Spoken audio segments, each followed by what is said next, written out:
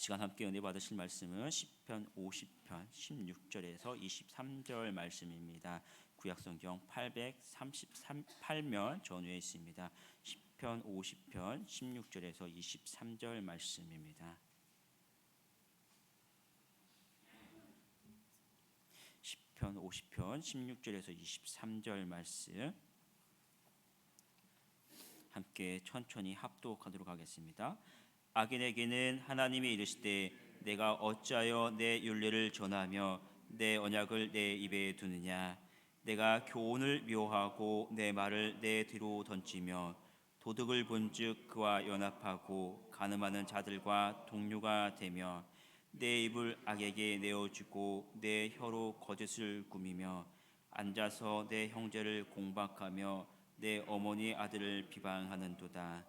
내가 이 일을 행하여도 내가 잠잠하였더니 내가 나를 너와 같은 줄로 생각하였도다. 그러나 내가 너를 책망하여 내 죄를 내 눈앞에 낱낱이 드러내리라 하시는도다.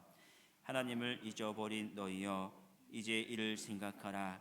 그렇지 아니하면 내가 너희를 찢으리니 건질 자 없으리라. 감사로 제사를 드리는 자가 나를 영화롭게 하나니 그의 행위를 옳게 하는 자에게 내가 하나님의 구원을 보이리라. 아멘.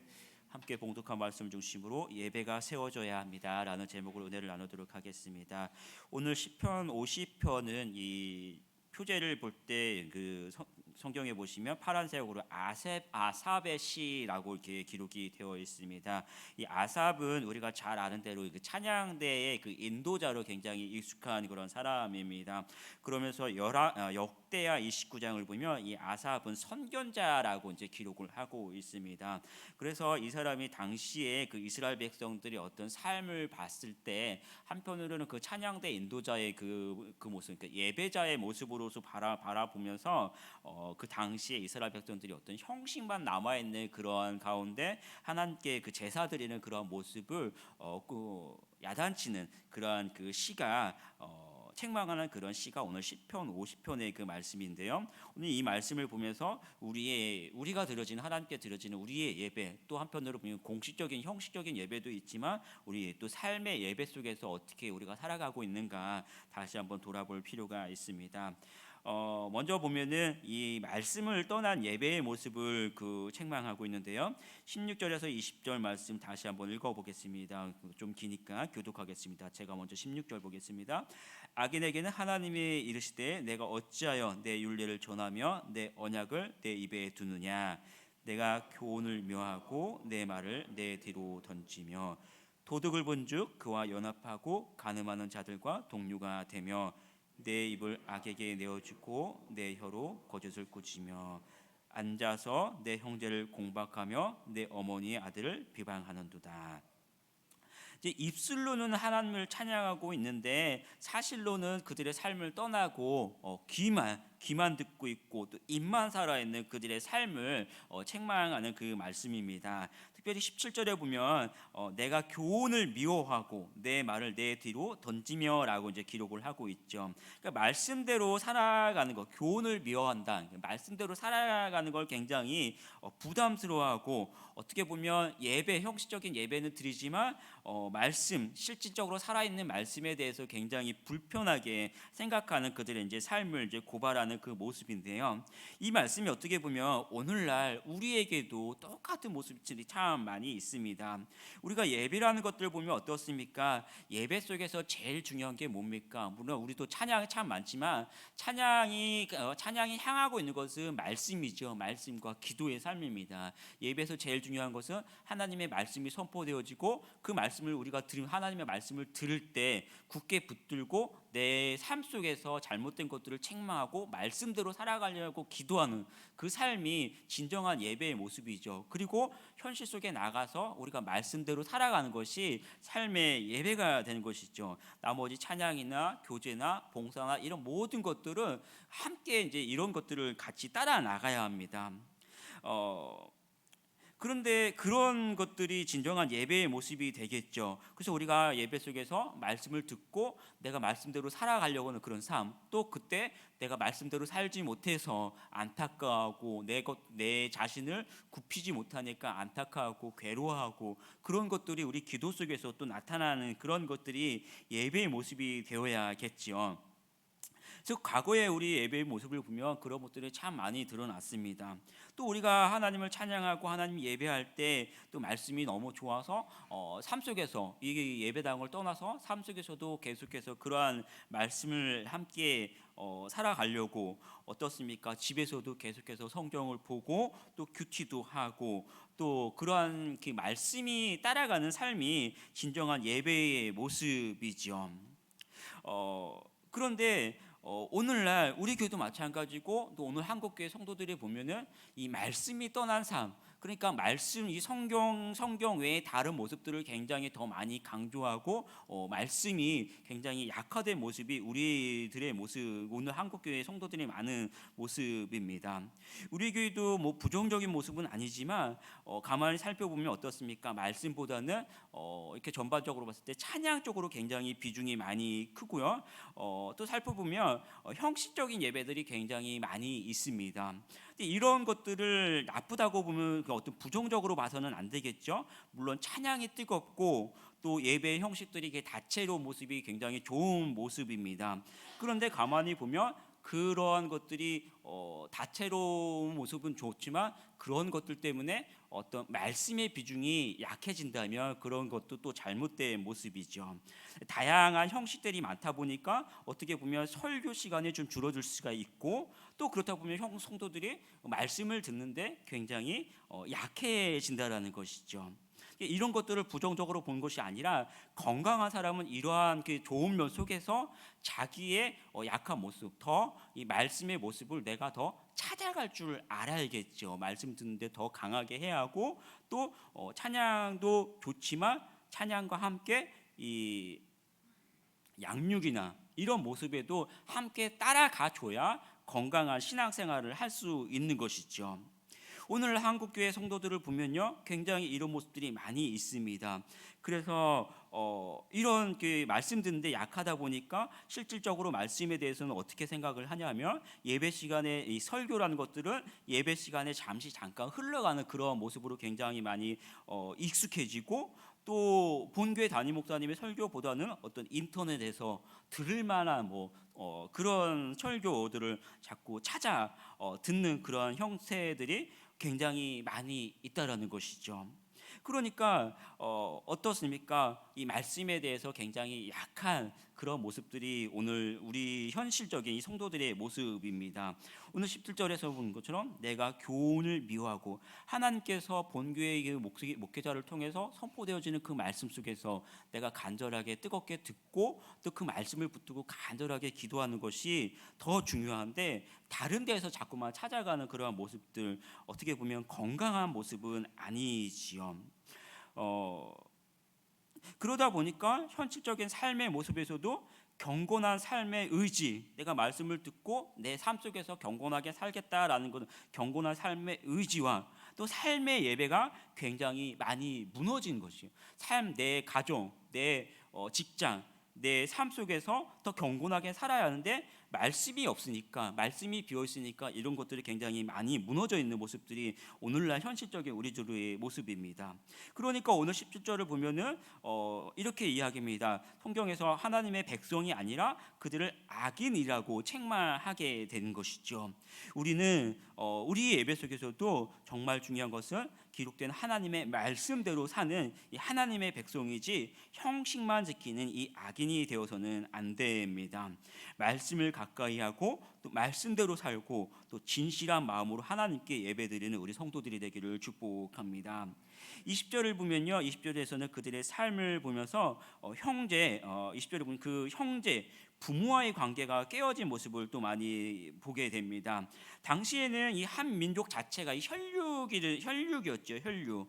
그런데 그 혈육 안에서도 부모 형제를 속인다라는 것을 다시 살펴보면 인간관계가 다 깨어졌다라는 것을 알 수 있습니다. 우리가 소중하게 여기는 것들이 뭡니까? 물론 우리는 가장 그 중심에 우리 하나님을 사랑하고 하나님을 가장 사랑한다고 생각하지만 하나님 외에 다른 것들을 보면 뭡니까? 결국 보면 돈이라는 것이죠. 돈. 그 돈이라는 것이 어떻게 보면 나나 또 내 가족을 위해서 우리가 돈을 번다라고 생각합니다. 그런데 그 중요한 건 뭡니까? 오늘 말씀을 보면 내가 나나 내 가족을 위해서 그 돈을 버는데 그 가족이 다 깨어져 버렸다라는 것입니다. 다시 말하면 예배가 깨지면 우리의 모든 것들이 다 깨진다라는 사실입니다. 돈을 벌려고 직장 때문에 예배에 조금씩 못 나오는 경우가 굉장히 많이 있죠. 오늘날 사람들을 보면 물론 특수직에 종사하시는 분들은 그러한 경우도 있기는 합니다. 예를 들어서 경찰이나 소방관이나 이런 분들을 보면 사회 존속 때문에 직장 때문에 예배에 잘 참석하지 못하는 경우가 있죠. 어떻게 보면 그것들을 뭐라 할 수 없고 당연하게도 보는데요. 그 경우도 역시 예배가 깨어졌기 때문에 영적으로 건강할 수는 없습니다. 또한 그런 경우가 아니라 우리가 삶 속에서 보면 직장 때문에 또 예배를 습관적으로 빠지는 경우도 굉장히 많이 있는 것이 오늘날 이 성도들의 모습이죠.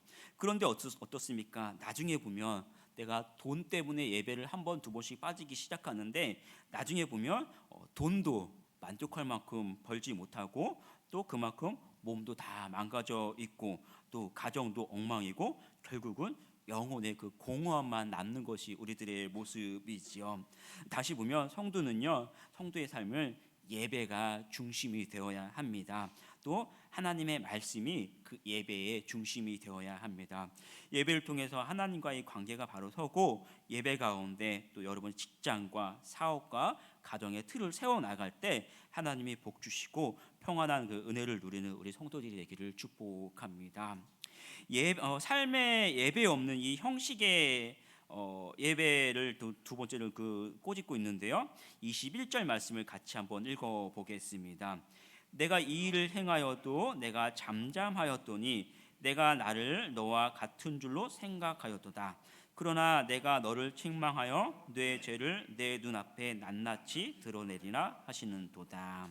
다시 말하면 우리는 죄 지면 죽는다라고 그렇게 생각을 하는데 그렇게 알고 있는데 막상 죄를 지었는데도 하나님의 어떤 즉각적인 징계가 없으니까 하나님도 별로 신경 쓰지 않는구나, 괜찮구나라고 생각합니다.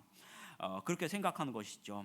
왜 그런 형상들이 나타납니까? 형식적인 예배만 드려지고 삶의 예배가 없으니까, 말씀이 빠지고 삶의 예배가 없으니까 삶 속에서 그런 모습들을 드러나게 되는 것이죠. 그런데 어떻습니까? 하나님이 정말로 징계가 없는 분은 아니시죠.